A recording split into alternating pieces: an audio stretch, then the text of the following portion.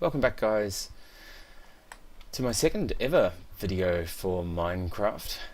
Today I'm going to go over the setup for one of the farms in a bit more detail. Last time I sort of glossed over how those worked. We did sort of have a brief tour of the building.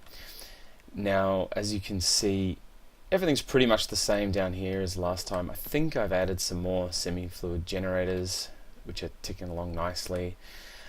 I don't know if I had my dynamos last time, but there we are. They're generating now. Got their water and their biofuel. Now these generate 80 a piece, so generating quite a bit of power there. More than I should probably need to begin with. I don't have too many machines that use redstone flux. So let's just go up the top, and I have a farm waiting to be set up. So here I have the two farms pre-existing, the oak and the birch. I was going to set up another oak farm here and another birch farm over here. I'm going to be using a lot of power soon. I want to get into uranium processing and maybe try my hand at nuclear power. But the machines to refine the uranium take a bit of power as it is, so I'm worried that I might run out of saplings. So no harm in making another one, especially as I've got the room up here.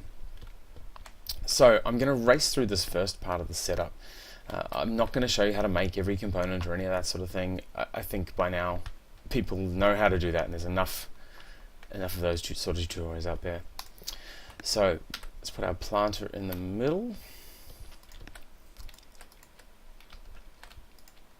Run some power back to here, and our harvester on the top, facing the right way. Yes. Now I'm using these tin upgrades with a radius increase of 3, so I think that makes these a 9 by 9 space. So we'll just add that. And as I said last time, I'm using the P2P tunnels for power. So let's just add that. There we go. Now I have this pre-configured, my memory card to program that, and now it's connected. I shift right click that on the P2P tunnel that you want to be your source, and then you can right click it on any other tunnel after that to set it to output. Let's just hook that to our network, and there we go, we have power. Now the next thing we need to do is I use a chassis pipe here with a passive supplier module. Now I originally tried doing this with like an export bus from the system, or you can try logistics pipes with the supplier and provider pipes to try and keep things stocked in here. But there was one major problem I found with that, and that problem is that you can sometimes run out of stuff in your planter. So whatever you happen to be planting, like say saplings, which we're doing, downstairs our biofuel production, those bioreactors may decide to use a lot of saplings if we're demanding a lot of power, and the farms might not keep up. And if they don't keep up, the bioreactors down the bottom can actually use up all the saplings, and then there'll be none left to go into the planter.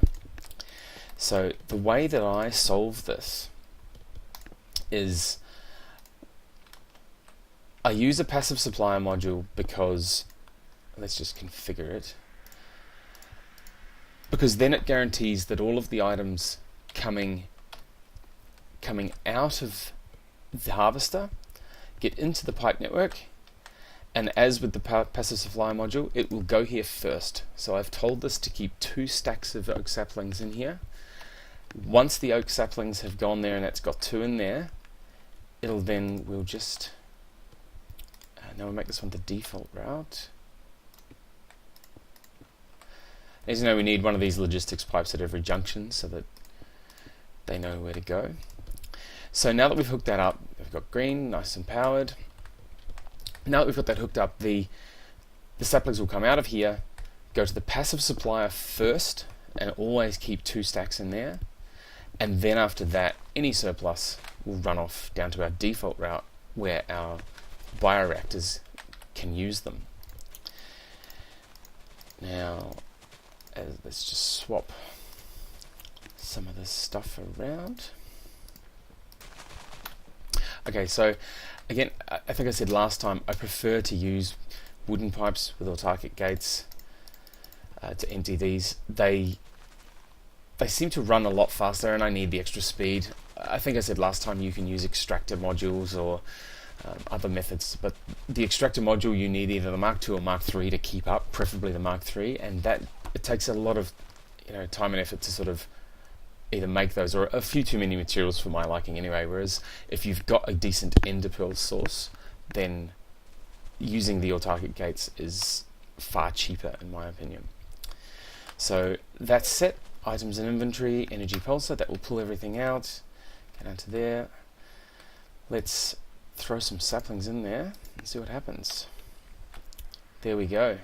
Starting to plant. Now, the other thing that I do is I'm going to use an interface here purely for aesthetics, just to block the hole. There's no reason that you need an interface here. You could just use a cable. I will then... Oops, I need a sapling. So I set these to, say if we've got more than 512, I'm actually going to make this a bit bigger at the moment, just so that you guys can see what's going on. That'll do. And that just makes the farm stop harvesting when it reaches that point. We don't really want to drown in saplings, so let's set that. Hopefully one of these will grow while I'm doing this. I'm using this void pipe as well, void fluid pipe, to get rid of the sludge from in here. So this fills up with sludge pretty quickly in a tree farm, as it generates a little bit for every leaf that it harvests as well. And it just, again, these things will stop running pretty quickly. Let's just fill that in. And that's pretty much it for this farm. Now one of these hasn't grown. We can see on one of these, you can see the saplings going down there. You might be able to see it there.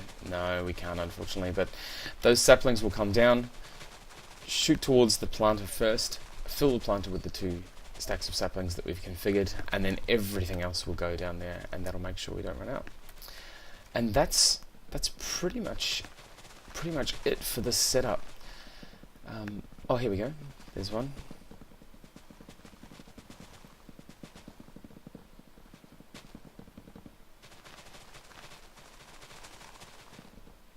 Is that harvesting? There we go. So here we go, some saplings. So as you can see, the saplings going off towards the planter to fill it up with 2 stacks first. Everything else should go the other way. Every sapling is going that way this time. But once it's filled with those 2 stacks, we'll start to see saplings go the other way, which is what we want for our bioreactors. Now that's quite a few saplings. I think there was only 1 tree. There's a few now. No, we're not going to fill those up anytime soon. But that's how it works. Alright, thanks for watching.